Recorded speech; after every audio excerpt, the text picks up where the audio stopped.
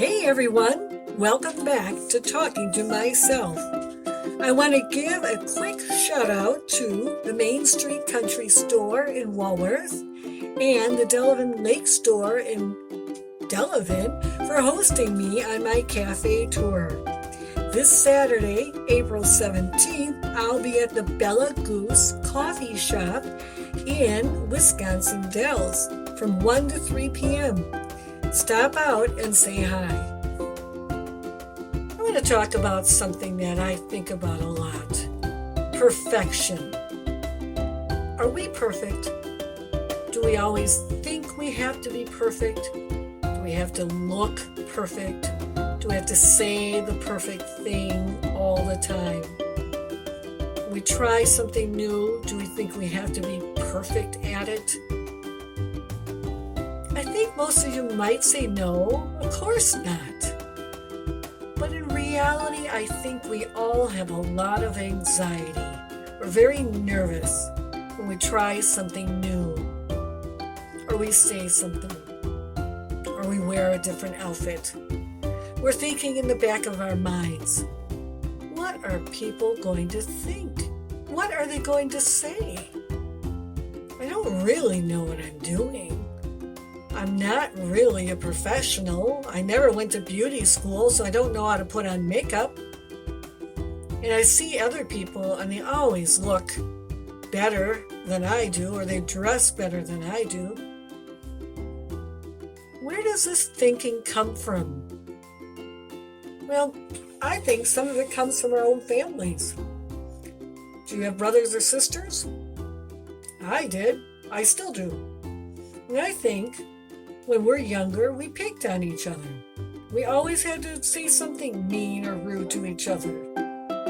We had to tell each other what we were wearing was stupid, or we'd get mad if someone wore one of our outfits. We also sometimes had to correct our siblings, right? When we thought that they were supposed to look a certain way, that, oh, you're supposed to look this way or that way. So I think that anxiety comes just from our own family lives. Some of this anxiety or nerves come from friends or people who think or say they want you to do the best. They want you to be the best version of yourself. Sometimes I wonder if it is really about what they want you to do, what they think is best for you. And I think some of this anxiety also comes from externals like the media or social media. You know, look on Facebook or Instagram or TikTok. How many of those posts are actual posts of people? Many times the camera shots are filtered, or I know when I take pictures of myself or do selfies, I look a certain way, I crane my neck, I hurt my neck, but that's just so I look better on camera. So people don't have to see the real me, they see the more beautiful me. So, I don't know, I just get a little worried about all this I want to call it plastic perfectionism. It's not really based on achievements or just being a good person, kind to other people. It's about having people think you're good, or having people, look at you and think, oh, she is so beautiful, or he's so handsome. Now, I'm not talking about going out and doing bad things or hurting people. Clearly, that is not acceptable, even if there are celebrities who get away with it. Just like this podcast I'm doing, this YouTube. I'm not a professional, and I'm sure many of you are listening going, yep, you're right, lady, you're not professional.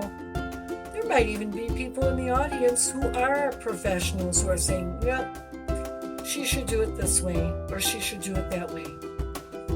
But I wanted this podcast to be about me, about the real me, about talking to myself, things that are going on inside my mind, and bringing it out into the open.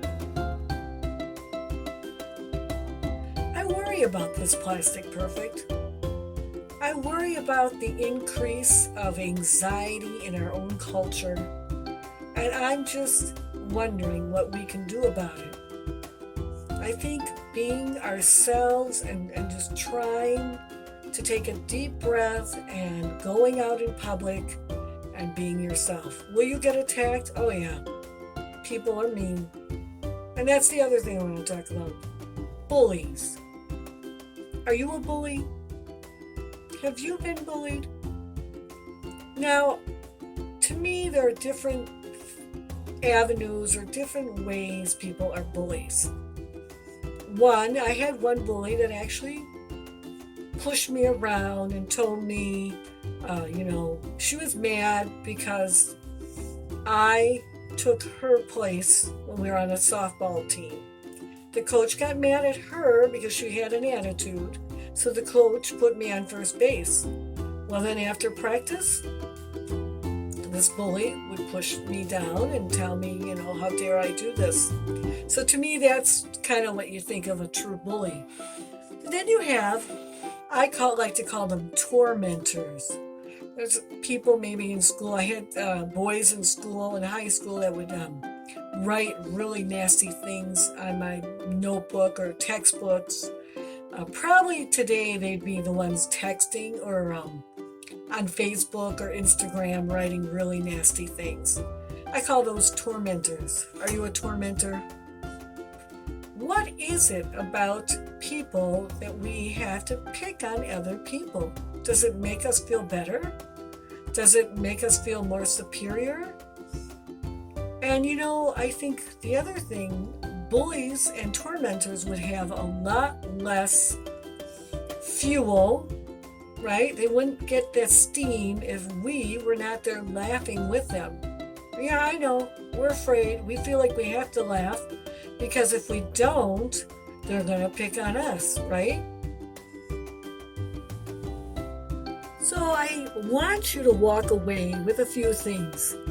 First of all, there will be people in our lives who need to teach us things, right? Like our parents. They need to teach us right from wrong. They need to teach us how to be good people. There's nothing wrong with that. That's all good. And the same with our teachers. They're helping us learn new skills. Some will be teaching you how to read, how to write, how to do music, how to do art. So those are people who are helping us to learn, but they're not there to put us down or to make us feel bad. The other thing I want you to walk away with is to know that if you are being bullied or teased or picked on, first of all, go to an adult. Talk to someone about it. Get help. And I blog about that this month, so you may want to read my blog. I talk a little more about that. But the other thing I want you to walk away with is that no matter how different you are, what you look like, what you like to eat for lunch, what your shoes look like, you are not the problem.